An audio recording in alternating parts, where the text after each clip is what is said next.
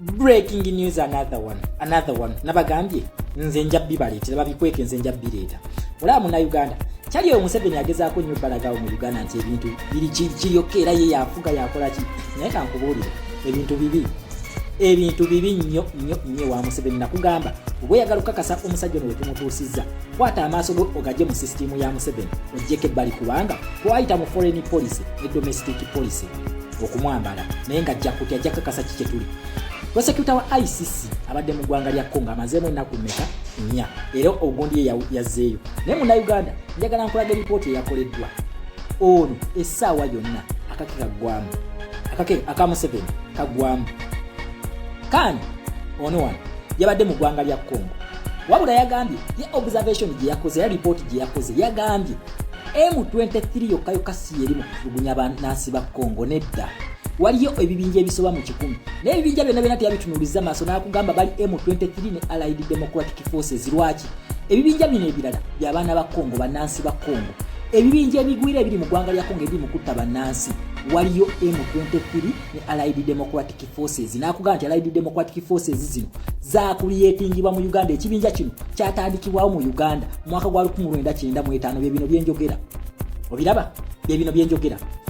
Kyetugenda okukola mu Uganda kiri bweki waliwo abantu bangi nnyo nga sinerabya mwadde munsaba spiritual revolution mwagala kumanya Museveni yalya enkwe mu Kasaka endagaano y'omu Kasaka mugiwulira.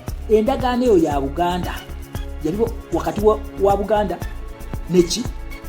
ne Museveni ono n'abiyyamu olukwe. So kati tugenda kukola ki naye gye mulaba gye twajja foreign policy mu history ekintu kino ekya spiritual revolution temujja kitegeera mangu nga tugeze mu history waakyo.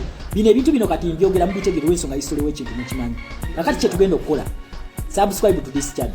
Eno mpya bagita Shama Fatidi. Eno tugenda kuba twogera ku history wa Buganda, Busoga ne Bunyoro. Northern bypass eno lwaki Museveni yagizimba ng'eyita wansi ate nga alina kuyita mu bbanga. Lwaki Balamu yasanyawo omuti gwa Bunyoro ogw'obuwangwa. Lwaki Museveni yajjawo musambwa gwe bayita Namboole jinjeeryo n'alijjawo. Lwaki Museveni yajjawo Bujagali n'azimba Bujagali Falls byava ku ki. So subscribe to this channel bagita Shama Fatidi. Videos zino gyengendo za uploadinganga tugenda kuddayo mu history yenna owa spiritual revolution endagaano zino Museveni ze yalyamu olukwe.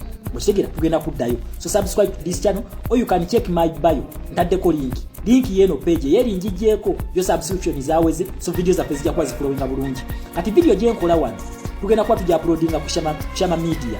Naye zino eza wano zo eza spiritual revolution ngenda ziteeka kweno page kokka tolina walala wogenda zisanga zina ne copyright zino zo nenda kuba nziteekako ne copyright zino zo tezigenda kuddibwayo tezigenda beera ku pages nga teri agenda kusharinga data ono. Genda okusubscribe kweno channel ntaddeyo esooka nezira gye zifugize kati eyongereyo. Prosecutor wa ICC wamaze okukola ekintu ekyo. Kiki Museveni kyakoze? Mwawulidde bomu 2 ezakubya abantu mu ggwanga lya Congo. Bomu zino 2 tezabadde z'abantu ba Congo, zabadde za kuba nanga yakulira electoral commission y'eggwanga lya Congo yalangirira Tshisekedi ku ntebe nanga. Okitegera ekintu ekyo. Kakati nanga wamala okuwamba kuba nanga ono wa River Alliance si wa M23 wabula Kagame pressure yabagenda kenyinyi y'amaanyi bagamba katwete omwana wa Congo nga wakola mu Uganda nti akozesa Abaganda bafabu ba Elias Lukwago babesije bamasayasi mpuuga n'abazanyisa ddate okuzanya abantu baabwe. Kati ne Congo yakikola wabula bano bannanga nawo ne bamuyitamu bamala okukikola ne bamuyitamu.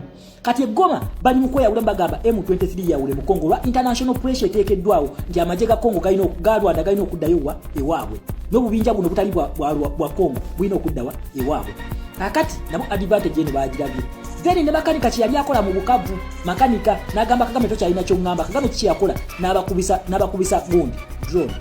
Okitegera ekintu ekyo n'atta makanika ne bakaputeni abalala bali abantu bawera 40 be yatta. Kati yabadde agala n'okukolebwa mu Goma.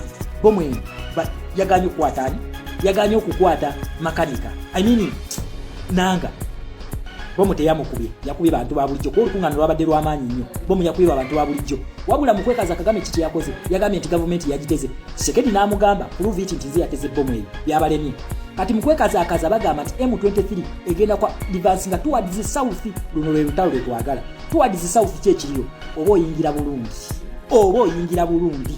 bulungi ebbanga lyonna ndashimiye yabadde akimanyi nti Kagame wava ku Congo adda Burundi.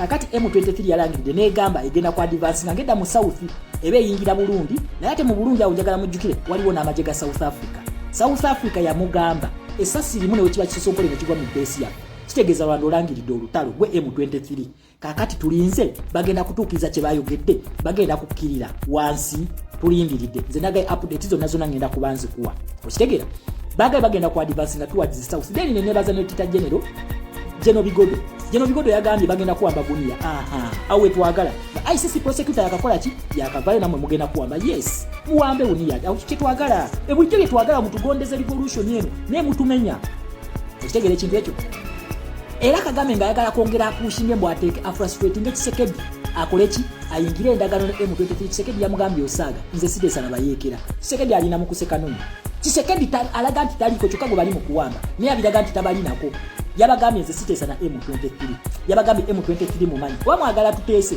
tulina okuteeseza mu process emmeka ebbiri ye Rwanda ne Nairobi process ze nabagamba ze bateeka Rwanda ne Nairobi process balina okuteeseza naye nakugamba nti zino ate ziba zinyiga Kagame lwaki nti abahutu n'abatwa baba balina okuddayo e Rwanda okitegeera abahutu n'abatwa balina okuddayo Rwanda Kagame is greatest fear okitegeera abatakifunamu kati ensonga lwaki apushinga nnyo mu Tshisekedi ayogere ne M23 Tshisekedi amugamba nedda baba nze soogera na M23 nga gwe M23 okitegeera ekintu ekyo gwe M23 gwe njogera naye era watagala tuteese tulina kuteeseza ki mu zino process ebbiri Rwanda ne Nairobi process Munnayuganda nakugayo ensolo ku kizigo kweri weetegese naffe tukole ekyaffe tujjeko akasajja ffe tubulayo fekka okujjako akasajja kano ebyaddawo n'abapulitendi nga alese zijja ati alese abakola ki alemesa gwe kusituka kubanga akimanyi senga osituka buli kimu kimwefuulidde aba avaako buvi okitegeera ekintu ekyo so Munnayuganda organize mobilize sawa wetuka time ti akadewe kavuga fena tusitukiremu twedizensi yaffe it is now all never twejjeko abatuusi bano abatuusi batono nnyo naye kye bakola bo beewa access ku buli office ennene ne cameras katulowooza nti bangi nnyo naye in actual sense bano abatuusi batono nnyo tubasobola okitegeera Congo we yasituse ebintu byonna kati bigenze mu favor yaffe naffe we tusituka buli kimu kyaffe respect my people tusisinkane enkya naye mbagambye organize mobilize time ti wetuuka twedizensi yaffe tukoyebwa sekadaama amafuta ge batwale Tanzania gaffe ne gold waffe zino ensi zikulidde ku ebyo for God and my country Uganda. Assalamu alaikum wa rahmatullahi wa barakatuh. Amanya n'eddoboozi Haji Abdu omusomi w'eddua nkola ku nsonga ez'enjawulo emirimu nga gikutataganyeko ebyenfuna byo nga bidobonkanye ne oba oli bweru wa ggwanga emirimu gya kucankalanako jangu kusomere ku ddua kubeda nedda eddua zaabaawo eddua zisomibwa omuntu n'oterezebwa mu mbeera yonna ebadde kwesibyeko